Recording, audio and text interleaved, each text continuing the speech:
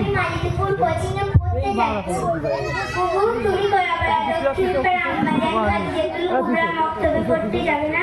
না, আমি ওখানে ভর্তি হব না, আমার কাছে অত টাকা পয়সা নেই। বুবু, অত টাকা পয়সা নিয়ে চিন্তা করতে হবে না, আমাদের মক্তবে বছরে 100 টাকা ভর্তির জন্য নেওয়া হয়। ও আচ্ছা, তা কি তুমি আমাকে টাকার কথা বললে, পড়ার কথা বলবে না? হ্যাঁ, নিশ্চয়ই বলবো। তা কি কি বিষয়ে পড়ানো হয়? আমাদের খাদিজাতুল কুবরা মক্তবে অনেক বিষয় পড়ানো হয়। তা কি কি বিষয় পড়ানো হয় আমাকে একটু শোনাবে না? কলেমা, দুয়া, নামাজ, ইসলামিক জ্ঞান, দুয়া ও সুন্নাত।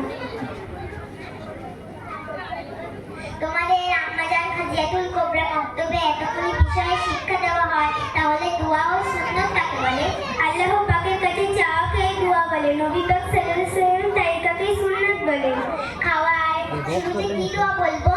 বিসমিল্লাহি ওয়াক্তু। খাওয়ার শুরুতে আল্লাহর নাম নিয়ে খাচ্ছি। শুরুতে দোয়া ভুলে গেলে কি দোয়া বলবো? বিসমিল্লাহি আউওয়ালাহু ওয়া আখিরাহু। অর্থ শুরুতে এবং শেষে আল্লাহর নাম নিয়ে খাচ্ছি। খাওয়ার শেষে কি দোয়া বলবো?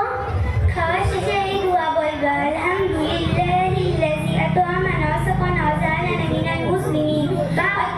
অর্থ সমস্ত প্রশংসা আল্লাহ তাআলা, যিনি আমাদেরকে আহার ও পান করিয়েছেন, যিনি আমাদেরকে মুসলমান বানিয়েছেন।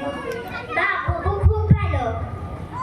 এবার তুমি বলো, তুমি আমাদের কলাপাড়া দক্ষিণ পাড়া আম্মাজান খাদিজাতুল কুবরা মক্তবে ভর্তি হবে? হ্যাঁ, আমি আম্মাজান খাদিজাতুল কুবরা মক্তবে ভর্তি হব। তা কি কি বিষয়ে কি কি লাগবে বলবেন? হ্যাঁ, নিশ্চয়ই বলবো। আমি আমার আব্বুকে বলে আম্মাজান খাদিজাতুল কুবরা মক্তবে ভর্তি হব, ইনশাআল্লাহ। আসসালামু আলাইকুম।